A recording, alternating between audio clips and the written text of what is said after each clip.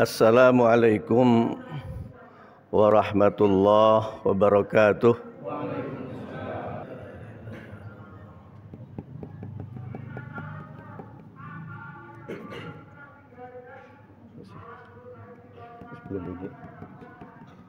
Ya.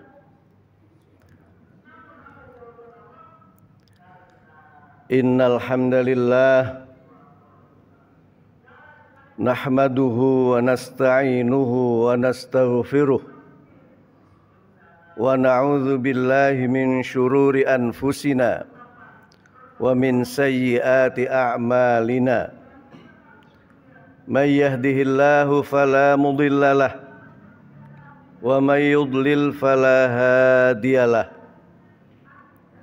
Asyhadu an la ilaha illallah wahdahu la syarikalah wa asyhadu anna Muhammadan abduhu wa rasuluh. Allahumma salli ala Muhammad wa ala ali Muhammad kama sallaita ala Ibrahim wa ala ali Ibrahim wa barik ala Muhammad wa ala ali Muhammad kama barakta ala Ibrahim wa ala ali Ibrahim fil alamina innaka Hamidum Majid. Amma ba'du, fa ya ibadallah, usikum wa iyaya bitaqwallahi wa ta'atihi faqad faza man ittaqa. Qala Allah tabaraka wa ta'ala, inna a'tainakal kautsar fasalli li rabbika wanhar inna syani'aka huwal abtar.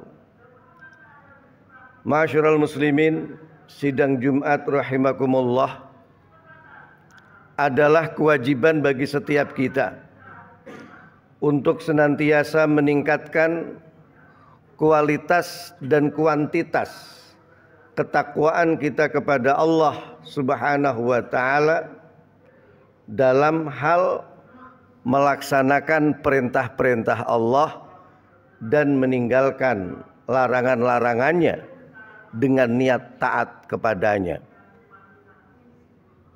Sesungguhnya orang yang bertakwa adalah orang yang di dunia ini dijanjikan oleh Allah kedudukan yang paling mulia di sisi Allah, dan di akhirat mereka dijanjikan surganya Allah Subhanahu wa ta'ala. Salah satu prototipe dari orang yang bertakwa, dan dia adalah orang yang paling berbahagia. Orang yang paling berbahagia adalah Khalilullah Ibrahim alaihi salam. Betapa tidak, andaikan ada orang mengatakan lampu di stadion itu cahayanya seperti matahari, maka pastilah matahari lebih terang dibanding lampu stadion. Tetapi permisalan atau perumpamaan, manusia membuat perumpamaan satu dengan yang lain, maka yang diserupai jauh mempunyai nilai lebih dibanding yang diserupakan. Bahkan Nabi Ibrahim alaihi salam sebagai yang mendapatkan rahmat dan berkah paling banyak dari sisi Allah Subhanahu wa ta'ala diakui oleh Nabi kita Muhammad sallallahu alaihi wasallam. Ketika berdoa di dalam setiap salat kita, pasti kita mengatakan Allahumma shalli ala Muhammad wa ala ali Muhammad kama shallaita ala Ibrahim wa ala ali Ibrahim wa barik ala Muhammad wa ala ali Muhammad kama barakta ala Ibrahim wa ala ali Ibrahim fil alamina innaka Hamidum Majid. Yang artinya, ya Allah, anugerahkanlah salawat, rahmat, keagungan kepada Nabi Muhammad dan keluarganya sebagaimana engkau memberikan rahmat keagungan kepada Ibrahim dan keluarganya.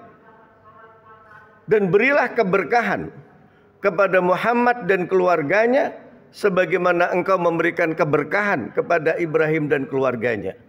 Dan yang mencontohkan ini adalah Rasulullah Sallallahu Alaihi Wasallam. Alangkah indahnya dan alangkah bahagianya Nabi Ibrahim. Dia senantiasa dikenang baik oleh orang baik di dalam ibadah terbaik.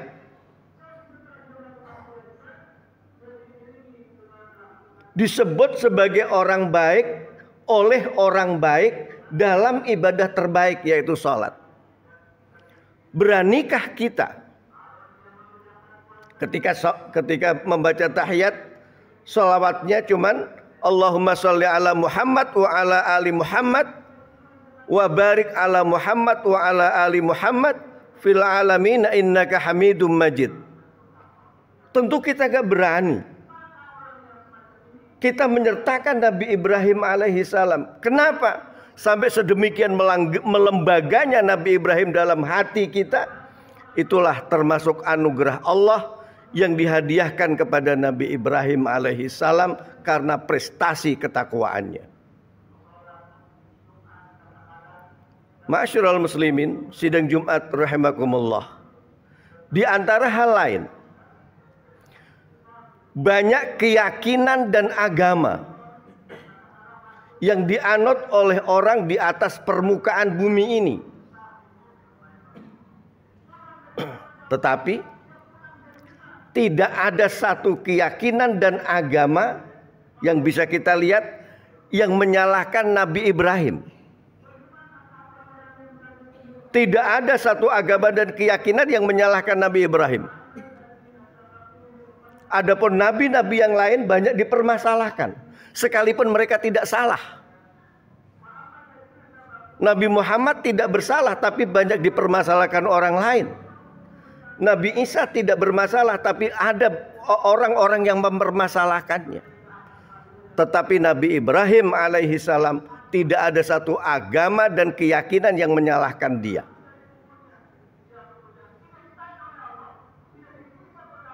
Yang ketiga, di antara anugerah Allah kepada Nabi Ibrahim alaihi salam adalah perjalanan keluarganya.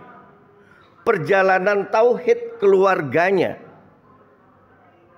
Ketika Allah Subhanahu wa taala menganugerahkan anak Ismail, kemudian diperintahkan oleh Allah Subhanahu wa taala untuk dibawa ke Mekah. Di Mekah, di bawah Ka'bah, di dalam kitab Bada'i'uz Zuhur dikatakan 3 malam Nabi Ibrahim berada di sana.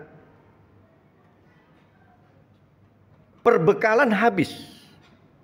Setelah 3 hari, Nabi Ibrahim diperintahkan oleh Allah untuk berdakwah di Kan'an. Pergilah Nabi Ibrahim ke Kan'an. Keluarganya protes. Sebab apa? Di Mekah tidak ada apapun kecuali batu dan pasir. Sebagaimana Nabi Ibrahim mengatakan, Rabbi inni askantum min dzurriyyati biwadin ghairi dzi zar'in 'inda baitikal muharram. Ya Allah, saya tinggalkan sebahagian keluargaku, keturunanku di satu lembah yang tidak ada pohon-pohonan di sisi rumahmu yang dimuliakan. Kemudian Nabi Ibrahim berdoa agar hati orang cenderung kepadanya dan mereka diberi rizki buah-buahan. Satu doa yang tidak nyambung. Di tempat yang gersang dimintakan kepada Allah rizki buah-buahan. Nabi Ibrahim pun pergi. Setelah 13 tahun setelah itu, Nabi Ibrahim diperintahkan untuk membangun Ka'bah kembali. Dari daerah Syam pergi ke Ka'bah, ingin membangun Ka'bah yang sudah fondasinya sudah mulai hancur. Dalam perjalanan ke Mekah, di siang hari itu, setelah matahari tergelincir ke arah barat, Nabi Ibrahim bertemu dengan nenek-nenek dan seorang anak remaja Diucapkanlah salam. Dijawab salam itu oleh nenek-nenek itu. Ternyata itu adalah istrinya. Istrinya mengenal walaupun sudah 13 tahun tidak bertemu. Kemudian diperkenalkan oleh Ibrahim, ini bapakmu.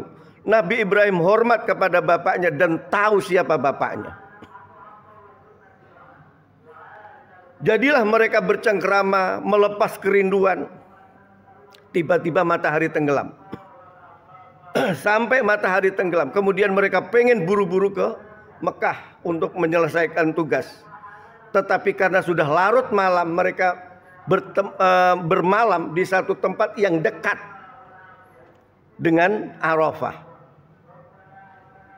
Setelah itu apa yang terjadi? Di tempat yang dekat dengan Arafah yang kemudian disebut Muzdalifah, itulah Nabi Ibrahim bermimpi sampai 3 kali. Diperintahkan untuk menyembelih anaknya. Siang baru ketemu, malam diperintahkan untuk menyembelih. Nabi Ibrahim bertanya kepada anaknya dengan penuh kekhawatiran kalau sampai anaknya nggak mau. Dia tanya, "Ya bunai, inni ara fil manami anni azbahuka fanzur madza tara." Wahai ananda sayang, semalam Abah diperintah oleh Allah melalui mimpi untuk menyembelih kamu. Bagaimana pendapatmu, nak? Dengan dak-dikduk Nabi Ibrahim menanti penantian jawaban dari Ismail yang selama 13 tahun sama sekali belum pernah dididik. Tetapi Ismail menjawab, "Ya abati fa'al ma tu'mar, satajiduni insyaallah minas sabirin." Wahai ayanda, laksanakan apa yang engkau diperintahkan. Insyaallah ayahanda mendapati nanda termasuk orang yang sabar. Pagi dilakukan penyembelihan. Hendak melakukan penyembelihan, setan berbisik. Setan mencoba menipu Ibrahim agar tidak menyembelih anaknya. Tetapi Ibrahim alaihissalam melakukan satu tindakan. Ambil batu 7 dengan mengucapkan takbir, dia lempar itu setan. Pergi. Gagal menggoda generasi pemimpin agar tidak melaksanakan syariat Allah. Digodalah Hajar. Generasi pendidik yang telah berhasil mendidik Ismail rela untuk melakukan ketentuan Allah. Hajar pun melakukan hal yang sama yang dilakukan oleh pemimpinnya yang bertauhid. Ambil batu dilempar. Kemudian Ismail pun digoda dengan bahasa yang masuk akal. Ismail pun percaya kepada gurunya dan percaya kepada pemimpinnya, yaitu bapaknya yang nabi. Diambil hal yang sama, dilempar. Bismillahirrahmanirrahim. Akhirnya ketika hendak dilakukan pemotongan, Allah jawab, Allah perintahkan, qad saddaqtar ru'ya. Ibrahim, kamu telah membenarkan wahyu yang aku berikan melalui mimpi. Allah menyatakan wa fadainahu bidzibhin azim, dan Allah mengganti Nabi Ismail dengan domba yang besar. Ma'asyiral muslimin, sidang Jumat rahimakumullah. Ribuan tahun setelah itu,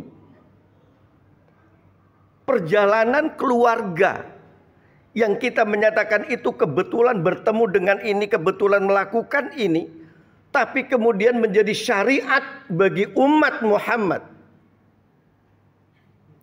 Orang tidak lagi peduli mau antrinya 50 tahun, mau antrinya 80 tahun, antusias untuk daftar haji. Tanpa peduli itu uangnya dipakai untuk apa. Sampai sedemikian kepercayaan orang melembaganya Nabi Ibrahim dan keluarganya di hati kaum muslimin. Di mana-mana sekarang kita lihat pedagang sapi, pedagang kambing berlomba-lomba, dan banyak di antara kita yang berkorban. Terkadang tidak harus orang kaya, tukang ojek pun berkorban. Masya Allah. Kalau ini bukan sesuatu yang melembaga, yang dilekatkan oleh Allah di hati kaum muslimin, orang-orang yang beriman, gak mungkin itu terjadi. Oleh karena itu, ma'asyiral muslimin sidang Jumat rahimakumullah, dengan kita berselawat kepada Rasulullah Muhammad SAW dengan menyertakan Nabi Ibrahim, itu adalah cara Allah agar kita melaksanakan sunnah-sunnah Rasulullah SAW sehingga melekat sebagaimana sunnah Ibrahim, haji, kemudian kurban dan lain-lain sebagainya. Semoga khutbah singkat ini menjadi pelajaran bagi setiap kita. Ternyata pelajaran atau perjalanan siapapun orang yang beriman dengan niat taat kepada Allah Subhanahu wa taala, insya Allah menjadi satu sunnah, menjadi satu ketentuan yang kemudian diikuti oleh generasi-generasi berikutnya. Semoga kita termasuk orang yang menorehkan satu kebaikan yang kemudian kebaikan itu diikuti oleh generasi-generasi setelah kita, sehingga kita tetap dikenang baik oleh orang baik setelah kematian kita. Barakallahu li wa lakum fil Qur'anil azim wa nafa'ani wa iyyakum bima fihi minal ayati wa dzikril hakim wa taqabbala minni wa minkum tilawatahu innahu huwal ghafurur rahim fastaghfirullahal azim li